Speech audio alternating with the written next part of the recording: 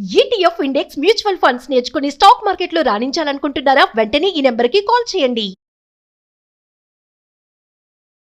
నమస్తే, welcome back to Suman TV. ప్రస్తుతం మనతో పాటు ఉన్నారు తోడు నీడ ఆర్గనైజేషన్ నుంచి ఫౌండర్ రాజేశ్వరి మేడం. మేడంతో మాట్లాడదాం. నమస్తే అమ్మా. నమస్తే నవీన. మేడం, అత్త కోడల గురించి మాట్లాడుకుంటే అంటే ఇది ఎప్పటి నుంచో ఉన్నదే అనుకోండి. అంటే అత్త కోడలు ప్రేమగా ఉన్న వాళ్ళు కూడా ఉన్నారు, పడని వాళ్ళు కూడా అలానే ఉన్నారు.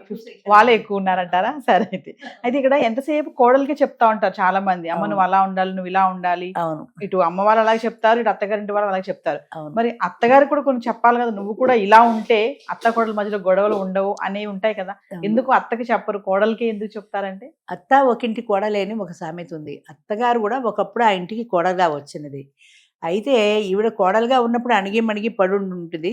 ఈవేళ అత్తగారి స్థాయి రాగానే ఒక ప్రమోషన్ వచ్చినట్టు. అంటే నేను కూడా అత్తగారిని అయ్యాను, నా అత్తగారు నన్ను ఇలా హింసించింది, నా అత్తగారిని అలా చేసింది, అంచేత నేను కూడా నా కోడల్ని ఇలా చేసి నా ఆధిపత్యాన్ని నేను నిలబెట్టుకోవాలి అని అనుకొని కొంతమంది ఆ కంట్రోల్ పెట్టే ఉద్దేశంతో కూడా తప్పులు చేస్తుంటారు.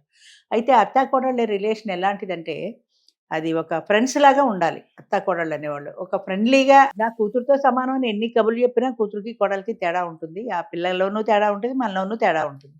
అంచేత నీ కూతురిలా కాకపోయినా కనీసం ఒక ఫ్రెండ్ లాగా చూసుకోగలిగితే ప్రతి విషయానికి, ముఖ్యంగా అత్తల్లో ఒక ఇన్సెక్యూరిటీ ఫీలింగ్ ఉంటుంది. ఏంటంటే కొడుకు ఇంతవరకు నా కంట్రోల్లో ఉన్నాడు, నేను చెప్పినట్టు విన్నాడు, ఇప్పుడు కోడలు వచ్చిన తర్వాత పెళ్ళాం మోజులో అటు వెళ్ళిపోతాడేమో, అంచేత నా కొడుకుని నా వైపుకి మార్చుకోవాలి, వాడు పెళ్ళాం వైపుకి వెళ్ళకూడదు అనే ఒక ఇన్సెక్యూరిటీ ఫీలింగ్ తోటి ఎక్కువ కంట్రోల్ పెట్టాలనుకుంటారు. కాసేపు ఒక కొడుకు కోడలు ఎక్కువసేపు మాట్లాడుకుంటే వీళ్ళకి భయం, ఏమో నా గురించి ఏం చెప్తుందో అని.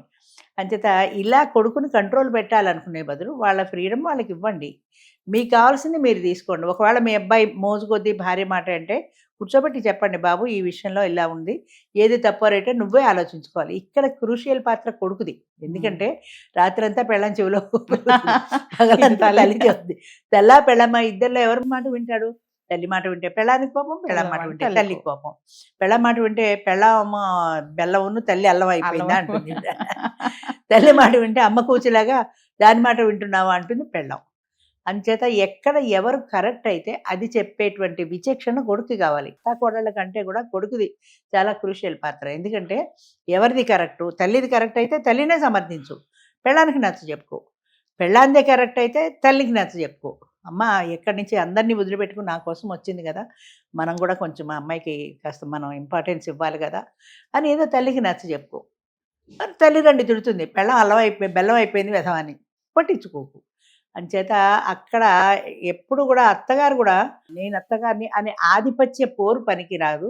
ఆధిపత్యం కోసం తాపత్రయపడకుండా కోడలు కూడా నా ఫ్రెండ్ లాంటిదే అని అనుకొని ఆ కోడలతో కలిసి అమ్మ కాఫీ తాగుదాం, దా అమ్మ కలిసి కూర్చొని కాఫీ తాగుదాం, కలిసి భోంచేద్దాం, నువ్వు నీకు లేట్ ఉందా, నేను 10 నిమిషాలు వెయిట్ చేస్తాను అన్నప్పుడు అయ్యో అత్తగారు నా కోసం వెయిట్ చేసింది అన్న ఫీలింగ్ అమ్మాయికి ఉంటుంది. అంచేత కోడళ్లే కాదు అత్తలు కూడా తప్పనిసరిగా నేర్చుకోవాల్సిన అంశాలు చాలా ఉంటాయి. అన్నిటికీ మించి అమ్మాయి పరాయి ఇంటి నుంచి వచ్చింది, అది పరాయి పిల్ల అన్న భావన కాకుండా తన వాళ్ళందరినీ వదిలిపెట్టుకొని మా కోసం అని నా కొడుకు చెయ్యి పట్టుకుని మా ఇంటికి వచ్చింది, ఆ పిల్ల కూడా మా ఇంట్లో మనిషి అనే భావనతో చూసినప్పుడు తేడాలు జనరల్గా రావు. మామూలుగా మాట్లాడుకుంటూ ఉంటే సందర్భంలో అంటారు కదా మేడం, ఎంత బాగా మా అత్తగారిని చూద్దాం అనుకున్నా ఆవిడ నన్ను కోడలుగానే చూస్తుంది, కూతురుగా చూడదు, తేడా ఖచ్చితంగా ఉంటుందని అనే ఒక బాధ కనిపిస్తానే ఉంటుంది మేడం. అవును అవును ఉంటుంది కూడా. అది కోడలు అబ్బాయి నా కూతురులా చూసుకుంటాను అంటారు కానమ్మా, అది 100కి 100 పాళ్ళు నిజం కాదు. ఎంత చూసుకున్నా కూడా ఒక పాలు తేడా ఉంటుంది తప్పనిసరిగా కూతురికి కోడలికి. అలాగే కోడలికి కూడా తన పుట్టింటికి అత్తింటికి తేడా ఉంటుంది. మా అమ్మలాగా చూసుకున్నానని ఎన్ని కబుర్లు చెప్పినా అమ్మ వేరు అత్త వేరే.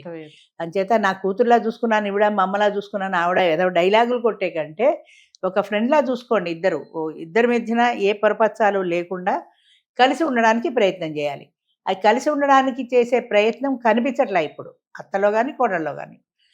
ఇప్పుడు అసలు చాలా మంది అయితే ఇప్పుడు జరిగే పెళ్లిళ్ళల్లో అయితే నీ వాళ్ళు ఎవరు మా ఇంటికి రాకూడదు, అసలు ఎవరు ఉండొద్దు, ఎవరు ఉండొద్దు, మా అమ్మ వాళ్ళందరూ మా ఇంటికి రావచ్చు, నీ వాళ్ళు మాత్రం రావడానికి వీల్లేదు, నీ వాళ్ళని కావాలంటే ఓల్డేజ్ హోమ్కి పంపించేయి, ఇక్కడికి ఎందుకు రావడం అంటే ఒకప్పుడు జాయింట్ ఫ్యామిలీ అంటే కొడుకింటికి కోడలింటికి వాడు రావడం, రిటైర్ అయిపోయిన తర్వాత ఇక్కడ వాళ్ళతో కలిసి ఉండాలనే కోరిక ఉండేది. పూర్వకాలంలో ఉండేది. ఇప్పుడు ఎవరికి ఉండట్లే కానీ పూర్వకాలంలో ఉండేది.